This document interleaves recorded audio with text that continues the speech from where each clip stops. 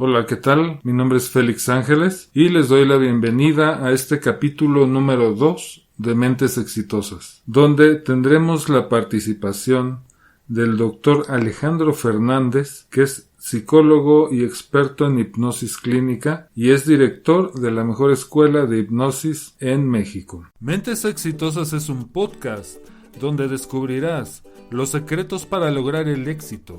Mi nombre es Félix Ángeles, especialista en comportamiento humano, y te acompañaré en tu proceso para descubrir lo que significa el éxito para ti y mostrándote estrategias para lograrlo en tiempo récord, acompañado de los mejores especialistas de habla hispana. Hola Alejandro, ¿cómo estás? Hola, buenas noches Félix, aquí muy bien, igual como dices, yo ya me siento como en casa. Quiero mandarte un saludo a ti por la invitación, muchas gracias. Pero también saludar a todo nuestro teleauditorio para que disfrute estos minutos con nosotros. Ok, bueno, pues el día de hoy es muy serio, entonces la verdad quiero ponerme serio, Alex, porque es un tema muy importante el que vamos a tocar, el tema de la ansiedad. Entonces, incluso yo estoy poniendo en el post que realmente pues las personas que escuchen este programa pues van a poder tener pues de alguna manera la facilidad de poderse liberar de la ansiedad. Obviamente depende el grado y ahorita nos vas a explicar porque tú eres experto en este tema, por eso quise tocar este tema precisamente contigo porque eres una persona que conoce muchísimo acerca de este tema. Y bueno, has incluso hecho seminarios en los cuales nos hemos enfocado en ese tema. Entonces, antes que nada, Alex, yo quisiera que nos contaras un poquito sobre ti, sobre quién eres y sobre cómo has dedicado tu vida a lo que es la hipnosis. Sí, cómo no, Félix, con todo gusto. Mira, yo ya tengo un poco más de 20 años de tratar la psicoterapia, de ayudar a las personas, ayudarles con sus problemas emocionales, de conducta, algunos problemas hasta psiquiátricos puede uno ayudarles bastante. Y efectivamente a mí me empezó a llamar la atención la psicología desde que estaba yo en la preparatoria. Curiosamente, en esa época yo no pensaba ser psicólogo, pero todo me decía que iba a ser, porque me iban a buscar, a pedir consejo. A mí se me hacía algo, pues hasta gracioso, hasta que llegó un momento en que precisamente dije, estos son cosas muy serias, porque yo lo único que puedo dar es un consejo, no es algo, no tengo la formación. Y así pasó mucho tiempo hasta que la vida me regresó a esta de la psicología.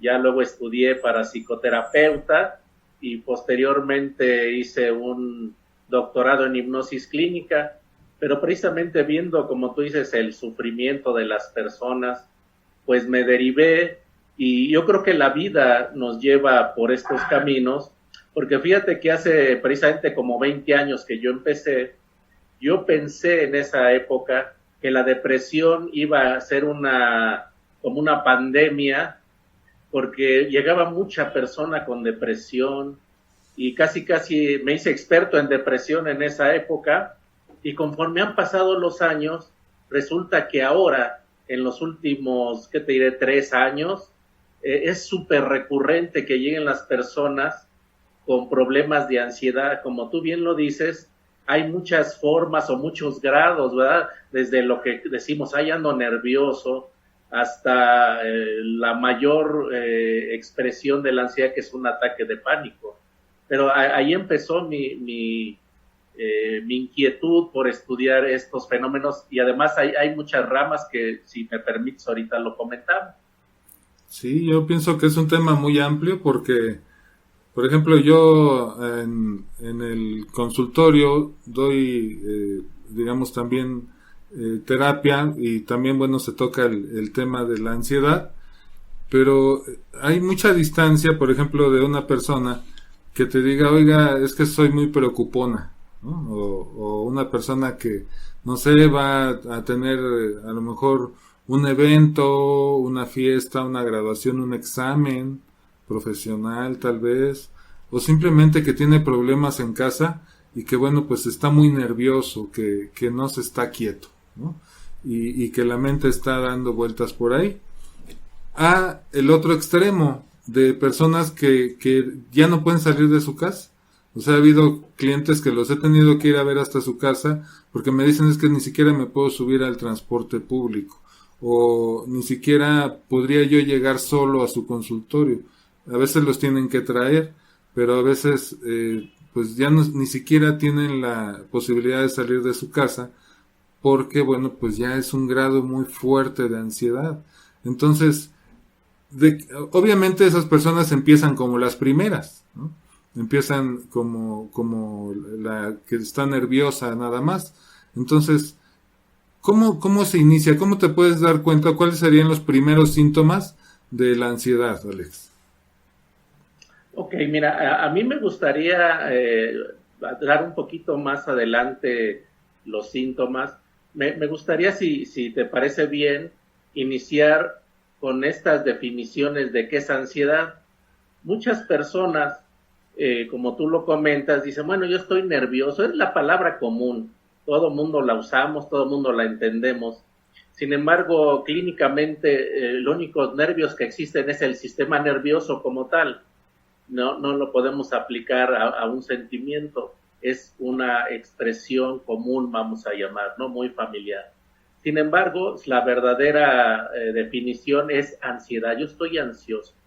Podríamos empezar por unos nervios, ¿verdad? O una ansiedad común, como la que tú acabas de comentar, pues cuando voy a presentar un examen, cuando voy a dar una plática, cuando voy a presentar, por ejemplo, me llamó la atención hace poco que escuché la entrevista de un actor, ya veterano, ya pues muy grande el señor, y él decía que lo que nunca iba a extrañar era los nervios, ahora sabemos la ansiedad, antes de entrar a escena.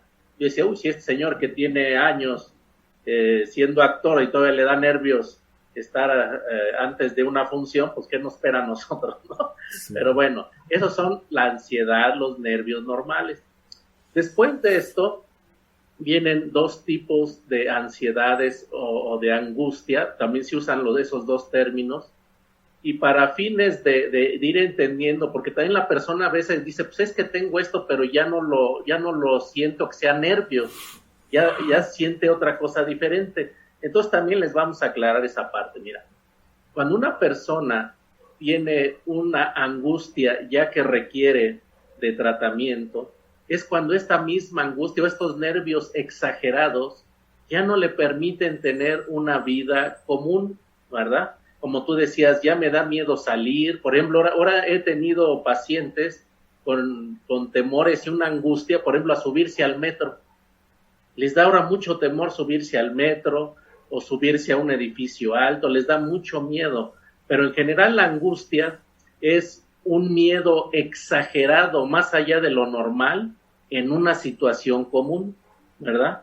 Como decimos, si yo voy a subir al metro no tengo problema, pero si me da pavor, terror subirme al metro, entonces eso ya no está común, ya no es normal, ya está pasando algo dentro de la mente de la persona. Por otro lado, digamos que esos son emociones que yo siento internamente. Hay otras emociones que se pueden hacer físicamente. Ahí es cuando sí podemos hacer una diferencia entre la angustia. Fíjate qué interesante. Desde la época de los griegos, de los filósofos griegos, ellos ya habían detectado esta gente nerviosa, esta gente que se pasaba de una ansiedad normal. Ellos, desde luego, no tenían estudios así como ahora, rayos X y todo esto.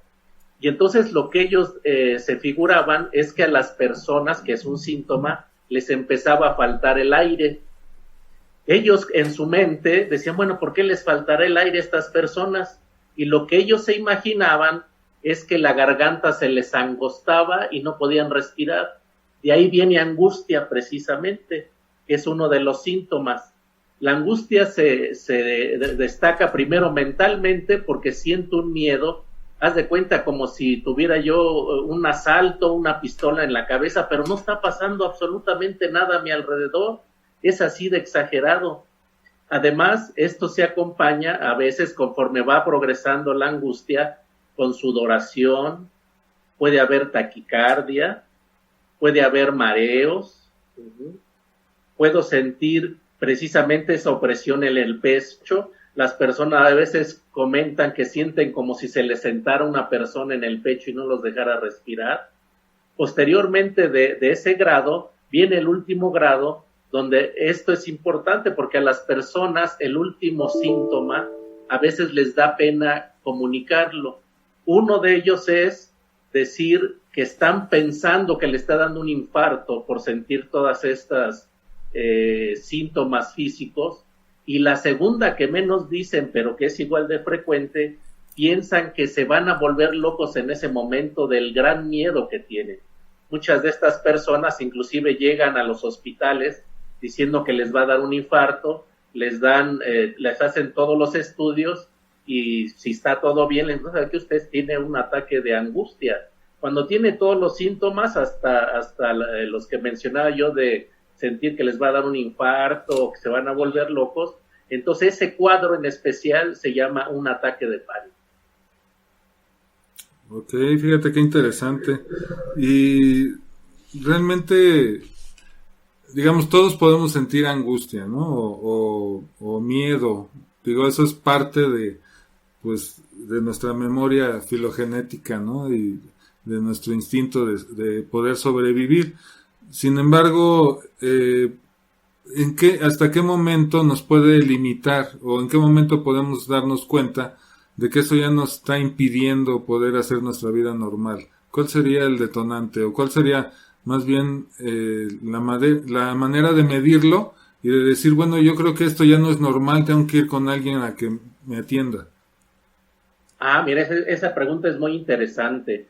Fíjate que no nada más para la angustia, sino para otros problemas psicológicos, está muy bien la pregunta, me explico.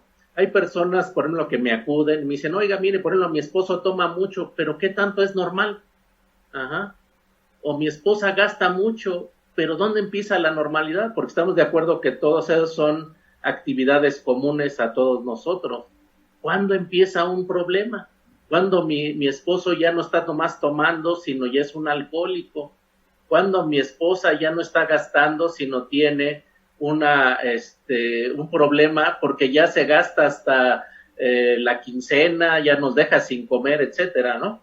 Entonces, la medida desde el punto de vista psicológico es cuando ese problema, cualquiera que sea, me afecta en mis relaciones personales, en mi trabajo o en mi economía, en mi salud también, desde luego. Si afecta una de esas áreas, tengo que acudir ante un profesional porque ya no lo estoy manejando.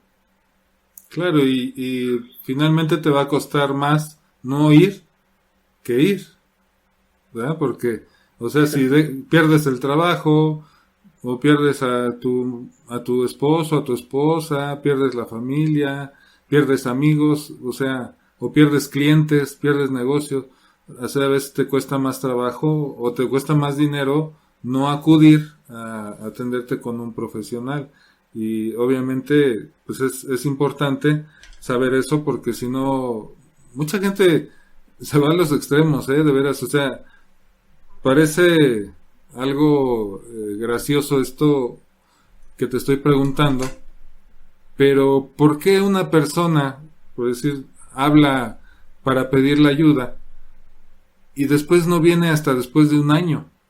Y viene ya cuando no puede más, o sea, cuando ya ha incluso pensado en quitarse la vida o que ya perdió su trabajo. ¿Por qué dejan pasar ese tiempo? También esta parte de la ansiedad entraría dentro de una zona cómoda o una zona de confort en determinado momento, Alex. Mira, yo por lo que he visto con mis pacientes, es que una de las cosas es que aunque ya hayan acudido una vez y uno les explique, tienen miedo.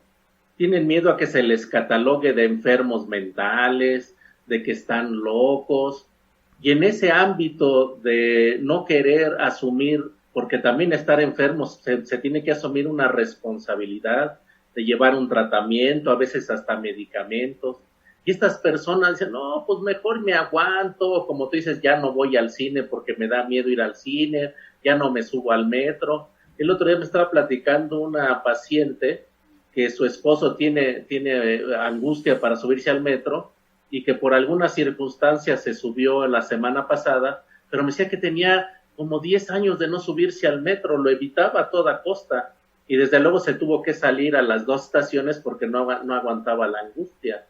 Entonces, una de las cosas que las personas que nos están haciendo el favor de vernos y de escucharnos es que la angustia, como cualquier otro padecimiento, la ansiedad, la depresión o cualquiera de ellas, tiende a irse magnificando con el tiempo, no se va a quitar sola. A veces las personas dicen, pues es que no, como tú decías hace rato, no hay un disparador visible muchas veces, sino fue un conjunto de, por ejemplo, de problemas, tal vez si hay un disparador, como decías, una muerte, un despido, perder una casa, pero en la mayoría de las ocasiones no hay un disparador claro, sino es un cúmulo de experiencias que se fueron dando a través de la vida.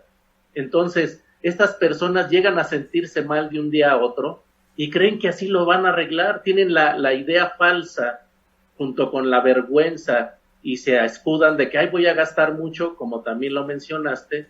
Entonces, no, yo lo puedo manejar y cuando regresan, desde luego ya están peor, ya no lo pueden manejar. Claro. Y aparte, el otro engaño es que no siempre estás mal. O sea, también hay momentos que estás bien. Y entonces la gente dice, no, yo creo que se me va a pasar, ¿no? O yo creo que en un momento se me va a quitar solo. Como hubo un caso donde su esposa de una persona me habló muy preocupada porque ya tenían un bebé. Después ella ya estaba a punto de tener a su segundo bebé, una pareja joven, y su esposo no quería atenderse, pero su esposo tenía un problema de ansiedad a tal grado, pues que ya había pensado en quitarse la vida. Entonces, imagínate, joven, un buen trabajo, buena esposa, un hijo, otro hijo por llegar, y en ese momento a ti te da por ya no vivir. O sea, como dices, hay algo dentro de la cabeza, pero no es siempre. No es siempre, porque tú puedes hablar con la persona y hablas perfectamente, la persona está perfectamente lúcida, pero hay otro momento del día, otro momento en el que esa persona ya no es ella. O sea, definitivamente ya las ideas que pasan por su cabeza ya son muy distintas.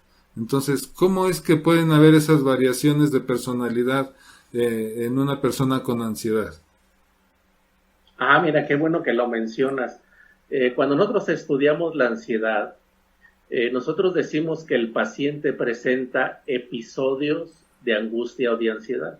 Precisamente es lo que tú estás mencionando exactamente. Quiere decir que son unos episodios, no es toda la vida. Son partes muy específicas de cierta acción que cada persona tiene en lo individual. Por ejemplo, dentro de la angustia, de la ansiedad, también están las fobias. Clínicamente están en el mismo apartado, por así decirlo, se estudian de la misma forma. Entonces, por ejemplo, yo puedo tener una gran fobia, no a lo común, ¿verdad? A las mariposas, a las arañas, a cosas así. Puedo tener, si es tan común, por ejemplo, el miedo a volar, ¿verdad? En un avión. Pero toda mi vida, mientras yo no me meta a un avión o no tenga la intención de viajar, pues yo voy a estar muy normal.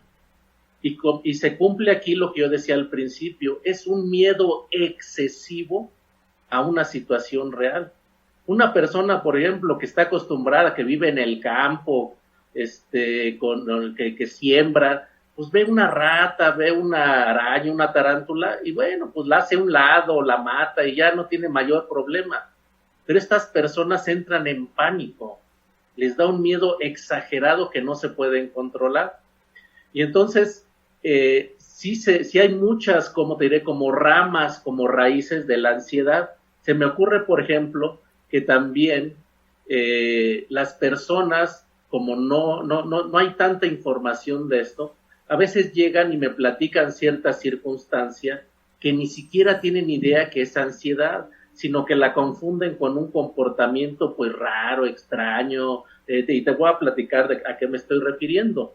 Hace poco llegó a un matrimonio que tenía un niño en la primaria y decía que el niño estaba muy raro, que era inseguro, que le faltaba madurez, autoestima. ¿Por qué? Porque el niño, en cuanto lo dejaban solo en un cuarto, cuando lo llevaban a acostar en la noche, por ejemplo, luego se regresaba a la cama de sus papás, cuando lo dejaban en la escuela, también sentía una ansiedad terrible, era muy difícil dejarlo, pasaban mucho tiempo convenciéndolo de que se dejara cuidar por las profesoras, etcétera, y esto es algo muy conocido, esta es angustia por separación y se da en niños pequeños. Ellos tienen generalmente, hablando con ellos, el pensamiento de que si no ven a sus padres, sobre todo, puede ser un abuelo, un tío, en ese momento algo malo les va a pasar a los papás, se van a morir, van a tener un accidente, y entonces viven en una angustia terrible. Pero es un caso muy conocido que nosotros que trabajamos en esto, pero insisto, los papás creen que es de comportamiento, de enseñanza, de que se le puede quitar igual de un momento a otro, y así hay muchas variantes. Hay una variante para adultos, por ejemplo, que se llama trastorno por estrés generalizado o angustia generalizada, y esas personas viven en una constante ansiedad.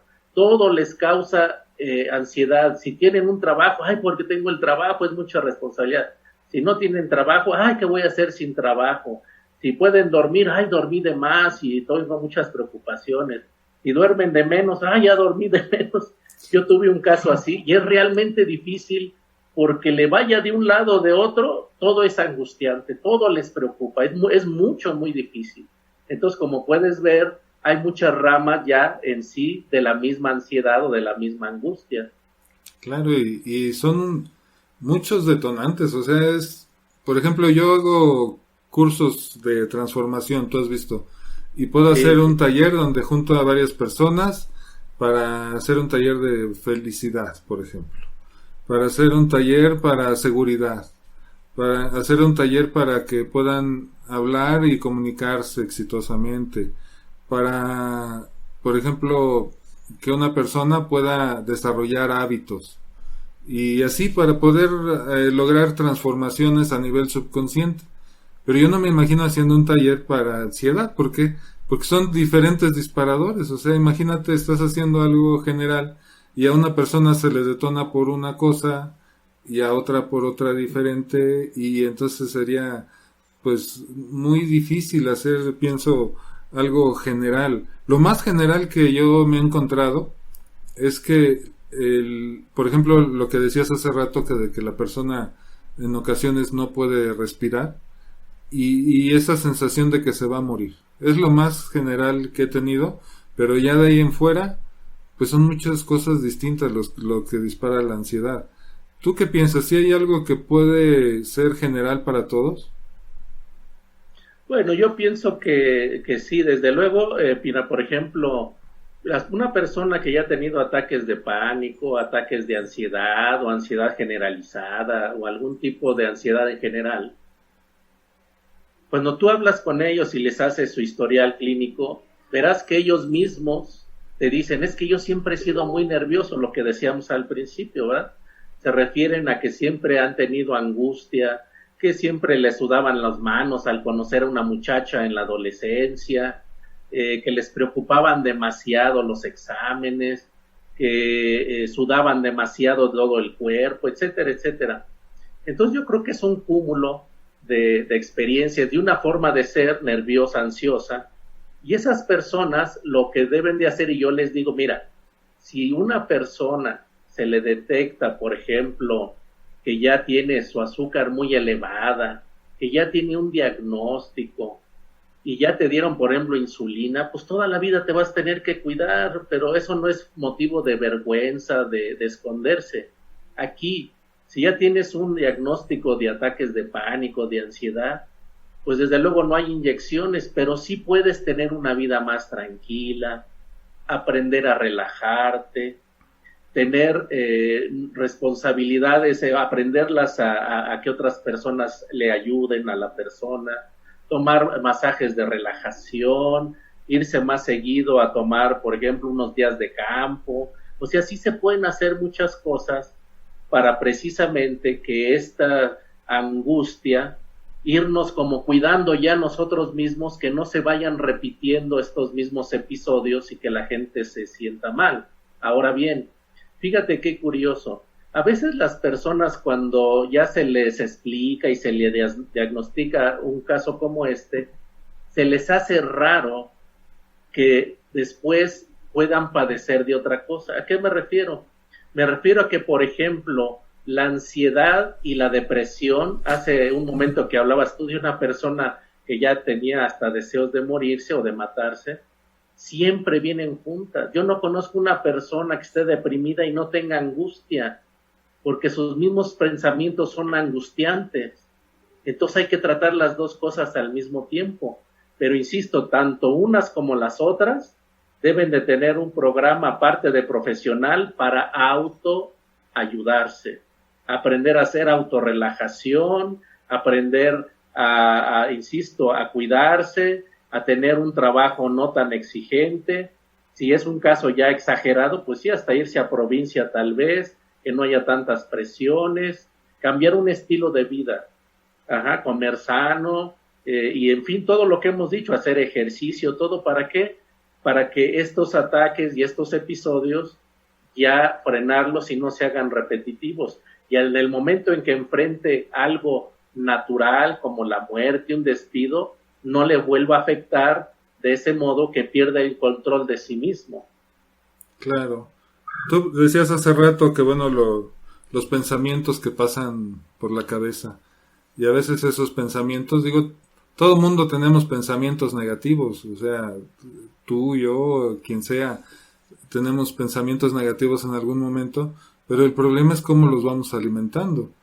Por ejemplo, si yo voy por la calle y a lo mejor voy manejando y a lo mejor piso una piedrita y ya el carro se mueve, y digo, híjole, ¿y qué tal si se me poncha la llanta y voy en la noche? ¿Y qué tal si se me poncha la llanta, pero no se me poncha una llanta, se me ponchan dos llantas? Y luego, ¿qué tal si este lugar está oscuro? Y luego, ¿qué tal si ese lugar está oscuro, pero aparte es como una cerradita? Y de esa cerradita se ve que viven como maleantes ahí. ¿Y qué tal si salen maleantes en la noche y yo con el carro con las dos llantas ponchadas? Y después, ¿qué tal si en ese momento salen y hasta vienen armados y me quitan cosas? ¿Y qué tal si hasta me hacen algo? Y así puedo seguir la mente y puedo yo seguir alimentando ese pensamiento que era nada más un brinquito de una piedrita y que ahí se podía haber quedado. ¿Y cuántas veces alimentamos así los pensamientos hasta que llegan a cuando ya están fuera de nuestro control? ¿Cómo podríamos nosotros evitar que ese pensamiento negativo llegara así tan lejos?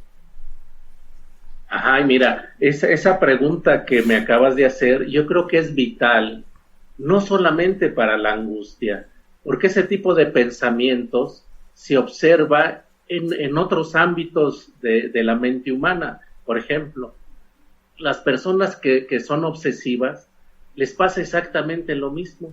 Por ejemplo, vamos a hablar de la obsesión más común, que es lavarse las manos, ya todo está contaminado. Es exactamente el pensamiento.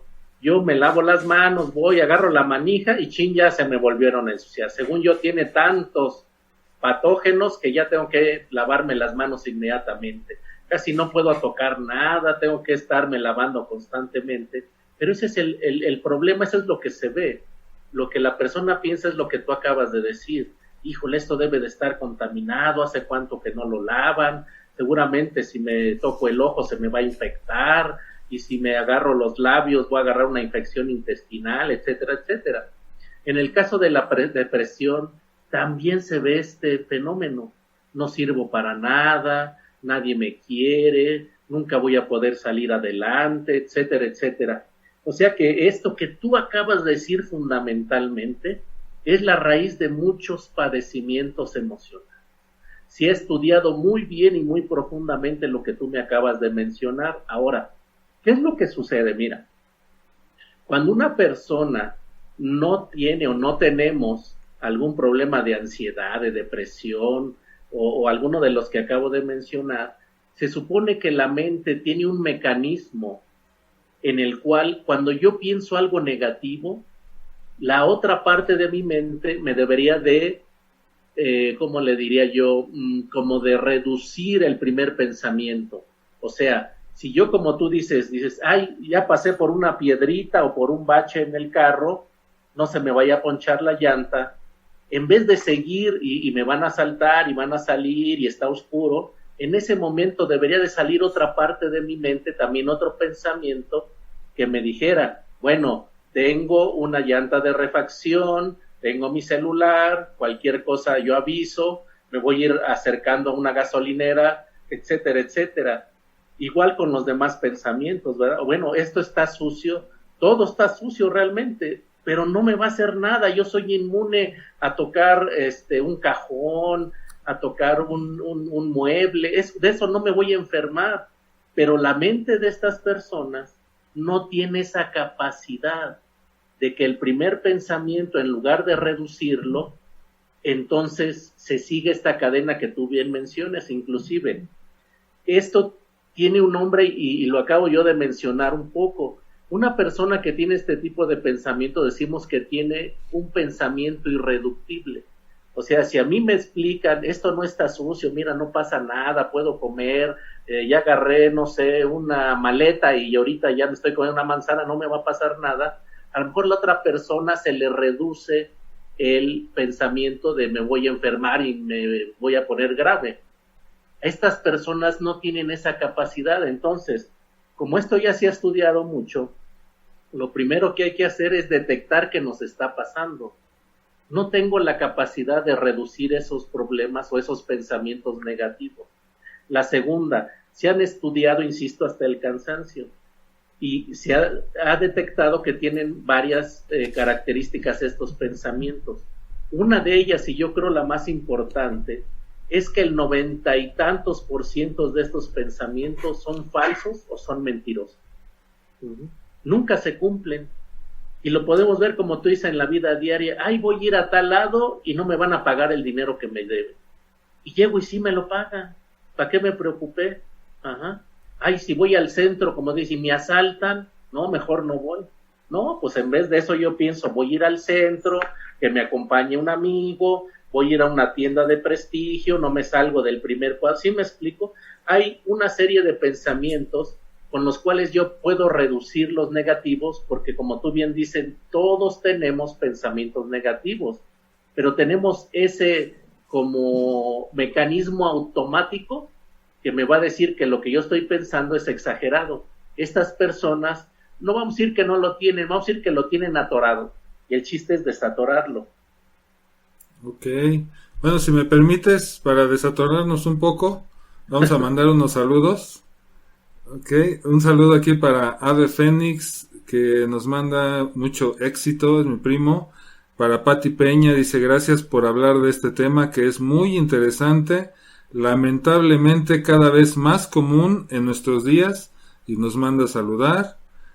Para Sonia Cam, para Lu Rodarte, para María Elena Galicia, dice, eso que dice él es cierto. Así me siento a veces. Se me hace que la conoces o... Ok, la maestra Marta Isabel Pasquel también nos está mirando. Para la terapeuta energética Ámbar Olivares, nos manda a saludar, dice que buenas noches. Emma Chevac, también buenas noches. Para Jorge, y bueno, pues Lu ya está pasando lista, dice que aquí está. Muy bien. Y Katia Flores dice gracias por hablar de este tema, hay muchos que necesitan ayuda, y eso es muy cierto, hay muchas personas que necesitan ayuda. Entonces, ahorita con lo que pensaste, bueno, con lo que comentaste más bien, que ya supimos su nombre, y bueno, qué bueno que lo mencionaste ahorita, de este pensamiento irreductible. Pero como Alex Alex es poderoso y tiene mucha experiencia.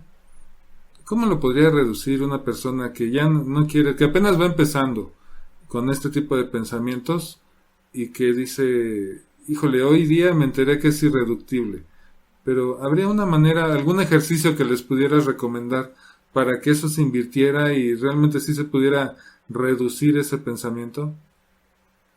Sí, efectivamente, cuando te menciono que sobre todo en las etapas tempranas, la persona desde luego siente que no se siente bien, valga la redundancia. Se da cuenta si se lo explican, esto de los pensamientos irreductibles, que tiene razón, que es lo que ellos sienten, y hay una forma de inmediatamente empezar a hacer algo muy sencillo en apariencia, pero es muy eficaz, que es lo siguiente. Yo generalmente les aconsejo que tomen una libreta, un cuaderno común y corriente y que lo dividan en dos. Del lado izquierdo, pongan tal como lo piensan el pensamiento negativo. Por ejemplo, voy a ir al centro y me van a asaltar. Eso es lo que pensó. Realmente eso es lo que me está dando temor. Tal vez si ya avanzó un poco más su malestar, tal vez diga, híjole, me van a asaltar, pero a lo mejor también me secuestran. Entonces poner eso en el cuaderno. Voy a ir al centro, me van a asaltar, pero también me van a secuestrar. Y después, como tú dices, se encadena, yo le digo, se encadenan los pensamientos negativos. Pero además mis familiares no tienen dinero para el rescate, me van a matar. Entonces ahí pongo, mis familiares no tienen dinero para el rescate y me van a matar. Ya que la persona localizó estos pensamientos negativos, que además es muy fácil porque además son repetitivos, los pueden pensar diario. Entonces, del otro lado, del lado derecho, hagan una reflexión y que vean qué les está mintiendo ese pensamiento. A ver, si yo voy a ir al centro, de veras me van a asaltar. No, ¿cuál sería el pensamiento que podría encajar mejor y que no me fuera incómodo? Lo que yo acabo de decir, pues me voy a ir con unos amigos, voy a ir en bola, voy a llevar muy poco dinero y si me asaltan, pues ahí les doy los 200 pesos y ahí nos vemos. Voy a ir a un centro comercial que tenga estacionamiento incluido, ya nomás me bajo, compro mis cosas. O sea, este tipo de cambio y haciéndolo diariamente, yo les recomiendo que hagan esto 5 minutos mínimo al día. Después de varias semanas empiezan a ver que eso que estaba atorado, que ahora lo estamos haciendo como artificialmente al ponerlo por escrito, empieza a funcionar y se empieza a desatorar esta parte. ¿Qué quiere decir? Que como ese pensamiento, insisto, es repetitivo, después de apuntar lo mismo, no sé, 30 veces, 40 veces, ya me voy a ahorrar la escritura. Ya sé que tengo que ir con un amigo, ya sé que me voy a ir a un estacionamiento, o sea, ya hasta me aburro yo mismo y entonces se hace automático la conversión. Ese es un ejercicio muy práctico y muy eficiente. Ok, bueno, pues yo puedo decir, híjole, no, porque ese ejercicio que me puso Alex está bien difícil y pues mejor me aguanto y no voy. Pero vamos a ver cosas un poquito más vitales, porque aquí de veras que no hay nada que podamos decir que esté exagerado. Por ejemplo, una persona que dice es que no puedo respirar. O sea, y fíjate que esa sensación que es tan frecuente entre las personas que tienen ansiedad, me ha dado tanta curiosidad de decir, bueno, ¿por qué no dice que no puede respirar? Que lo he hecho yo, o sea, me he puesto a pensar, bueno, y si ahorita pienso que no puedo respirar, y sí, efectivamente no puedo respirar, pero es la pura idea, Sí, claro. y me he metido esa idea, y efectivamente, ¿no? O sea, en ese momento algo pasa, pero no puedo respirar, y después obviamente ya me quito esa idea, hago otra cosa, y pues la respiración es normal. Sin embargo, realmente eso es sumamente vital. ¿Qué podrías recomendar para quitarse esa idea? Bueno, mira, eso relativamente es muy fácil, pero otra vez, sabiendo qué estamos haciendo. Mira, pues una persona empieza a tener un ataque de angustia, está tan enfocada en por qué se está sintiendo mal, que ya no pone atención a otras cosas que están sucediendo. Una de estas cosas que está sucediendo es que cuando uno ya está muy angustiado, uno empieza a respirar con una frecuencia muy acelerada. Cuando uno empieza a respirar con una frecuencia muy acelerada, lo que sucede es que entra más oxígeno a los pulmones. Al entrar más oxígeno a los pulmones detectan mucho oxígeno y se pierde la capacidad de inspirar. Es como cuando vamos a nadar y aguantamos la respiración y nos metemos abajo de la alberca. Es un fenómeno similar.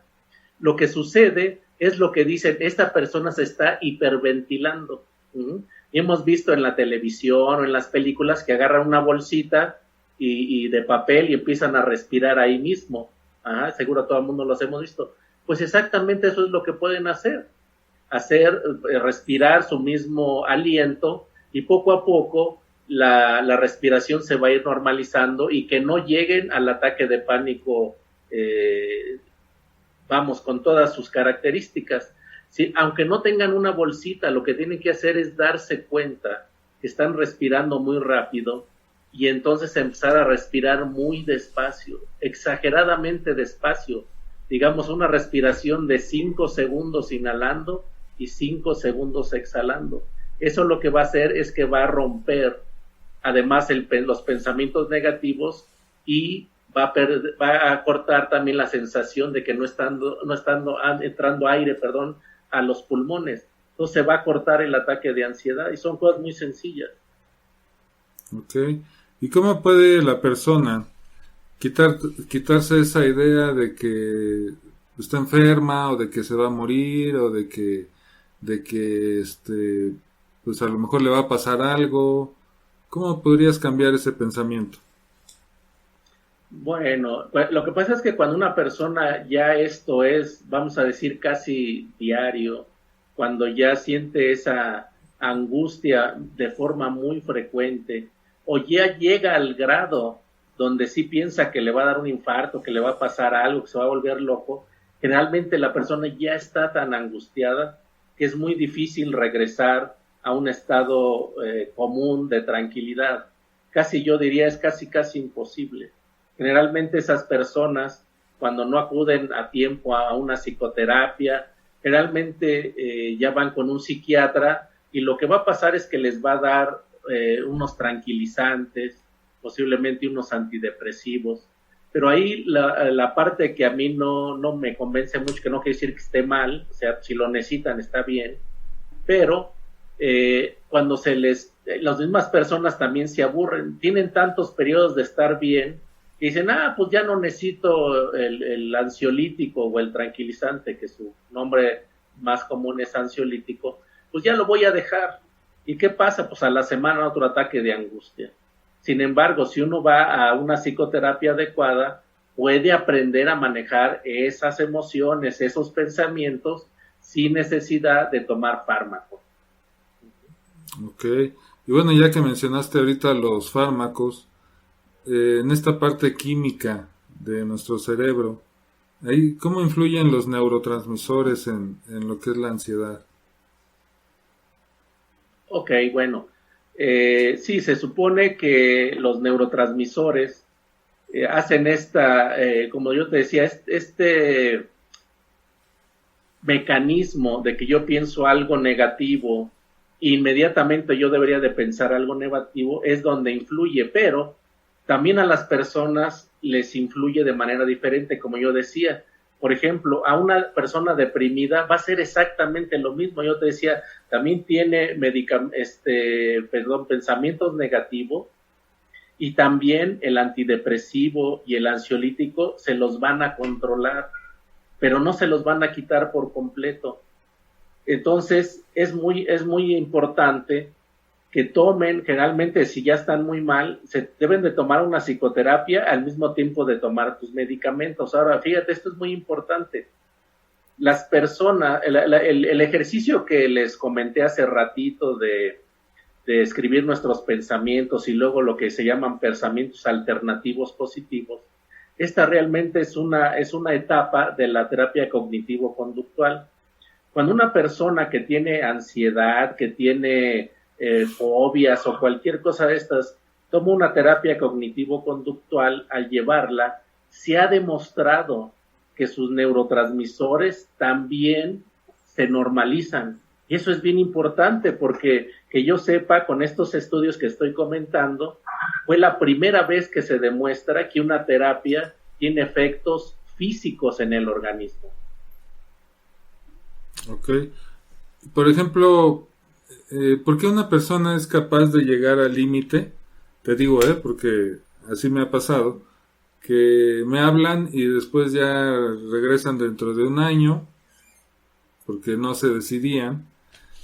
Pero cuando ya se decidieron, por ejemplo, me ha tocado casos de que una persona que ya se había terminado sus dientes, su dentadura, de estar haciendo fricción, ya lo hacía durante el día y durante la noche, lo hacía. Otra persona que contraía tanto su matriz, que bueno, se provocaba sangrados.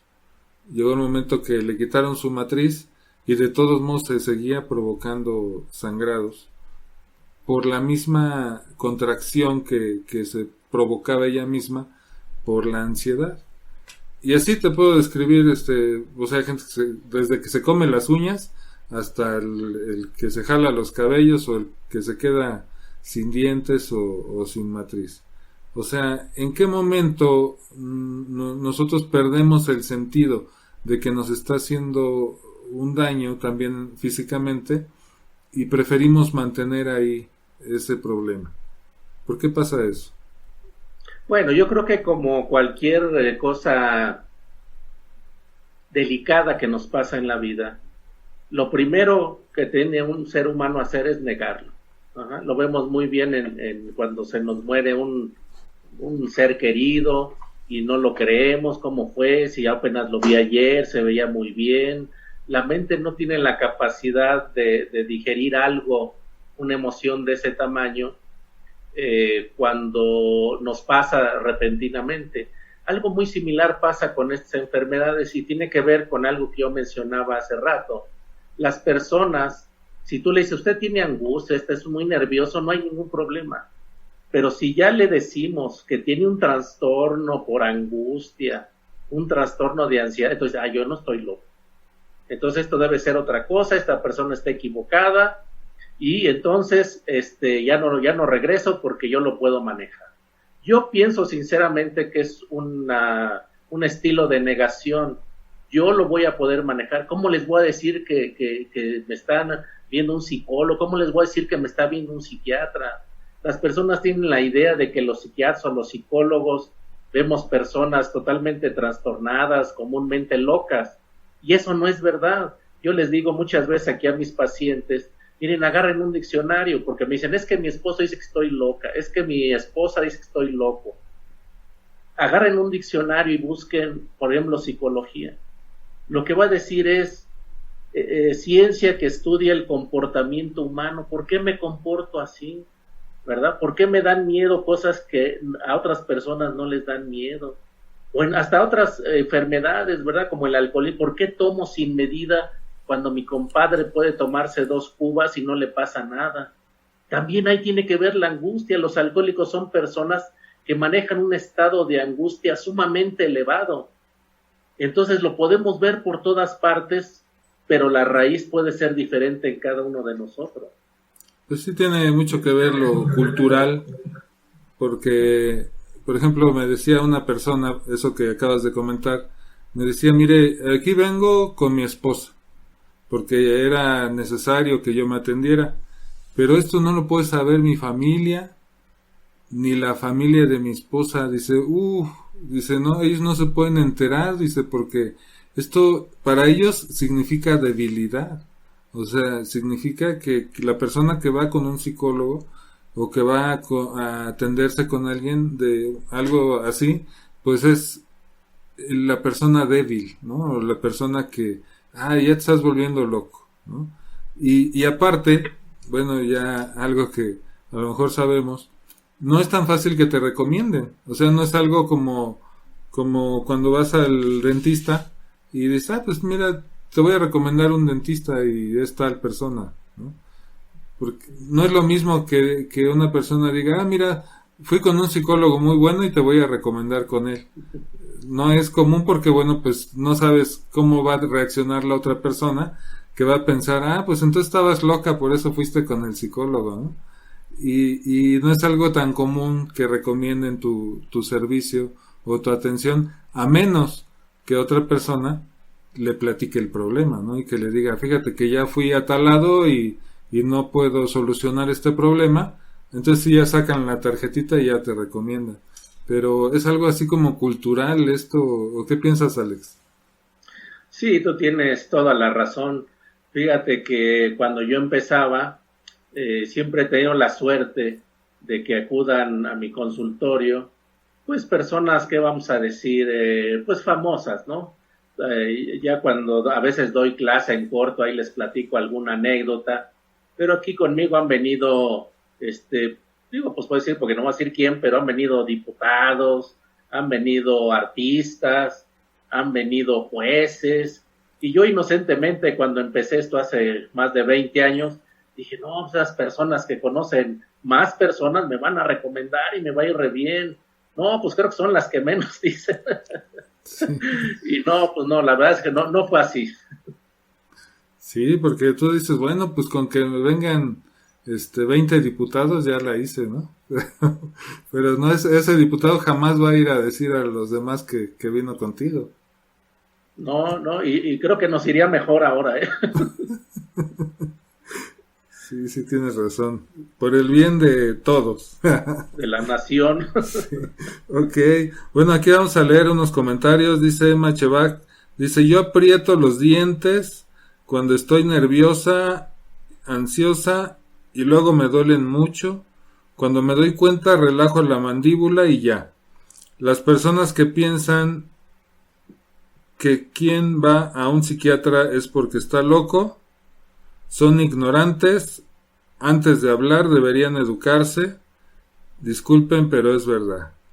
Bueno, pues ella lo dijo, no lo dijimos ni tú ni yo, pero la verdad es que creo que es algo que tampoco es tan mal, pero es algo que debería ser más normal. Digo, yo pienso que realmente en otros países esto es muy común, el atenderse, y al contrario es un símbolo de que sí puedo, ¿no? Y puedo atenderme con el mejor psicólogo y que realmente puedo solucionar las cosas más rápido que las solucionaría cualquier otra persona porque estoy en las manos correctas. Entonces, creo que es solamente cultural y bueno, pues es algo que poco a poco irá cambiando porque obviamente todavía estamos en una era de muchos cambios y donde ya hay mucha información y bueno, pues cuando hay mucha información hay que ver a quién te acercas porque te tienes que acercar a un profesional. Entonces es muy importante este tema que estamos tratando y yo te decía, bueno, vamos a ayudar a más personas. Entonces ahorita voy a poner aquí un post de lo que es mi nuevo podcast donde todos estos programas los voy a publicar en audio, porque me he dado cuenta de que, por ejemplo, muchas personas que normalmente nos ven en este horario, pues es porque ya están en su casa. Pero muchas personas que lo ven en la repetición es porque, bueno, en este horario van manejando, van en el transporte o están ocupadas haciendo algo. Entonces, al escuchar este podcast, sí, que es una aplicación donde tú puedes pues entrar a Spotify, en iTunes, en Spreaker, en múltiples plataformas. Este programa se va a subir ahí y la gente lo puede incluso bajar para escucharlo sin datos. Y entonces, pues ahora sí que es la versión de Mentes Exitosas para Llevar. Es el bebé de Mentes Exitosas. Perfecto. Y bueno, pues precisamente porque me interesa mucho ayudar a las personas que tienen este problema y con tu contribución y la contribución de muchos más que participan aquí en el programa, pues voy a dedicar el primer capítulo de lo que es el podcast o el show de Liberando tus Emociones. lo voy a dedicar precisamente a esta parte de lo que es la ansiedad, con una meditación que tú, bueno, pues nos vas a hacer favor de guiarnos, para que, bueno, las personas que el día de hoy vean el programa, pues ya más tarde o mañana busquen en el podcast, busquen lo que es la meditación, y bueno, pues puedan entrar a mi podcast y buscar, en este caso, todos los programas que vamos a hacer acerca de liberando tus emociones van a ser con participación mía y participación de nuestros invitados. Entonces, bueno, ahorita van a ir pasando en pantalla los podcasts, que es el primero, es Liberando tus emociones, donde van a poder encontrar esta meditación que vas a hacer. Muchas gracias, Alex. Van a poder encontrar el podcast de Mentes Exitosas también, y van a poder encontrar pues un regalo especial, una participación. Tú sabes que yo me especializo en neuromarketing, entonces, bueno, van a encontrar este podcast que se llama Neuromarketing para Terapeutas, y que, bueno, pues en eso va mi contribución también para todas las personas que pues nos apoyan aquí en el programa de Mentes Exitosas TV. Entonces, ahorita en un momento más vamos a tener la oportunidad de poder grabar esa meditación guiada por el experto Alejandro Fernández, y bueno, poderla subir a este primer capítulo. Entonces vas a ser el padrino, Alex. Muchas gracias, es un honor. Vas a ser el padrino de este podcast y de este show que es Liberando tus emociones. Y bueno, pues muchas gracias, Alex. Me gustaría saber, y bueno, yo pienso que a todos los que nos están ahorita escuchando, si tienes algún curso en puerta, y que nos des tus redes sociales, tus datos para quien te quiera contactar. Sí, con todo gusto. Mira, para la escuela tenemos la página en internet, es www.escueladehipnosis.com. Ahí vienen todos nuestros cursos. Y para las terapias, si alguien gusta, está tratamientospsicológicos.com, donde también los podemos atender. Ahí pueden ver cómo trabajamos y todo. Y si me permites, nuestros teléfonos son 53 36 30 30. No sé si se alcance ahí a ver. Más arriba, ahí. Okay. 53 36 30 30. Así está, muy facilito. Muy bien. Nos podemos ayudar en lo que gusten.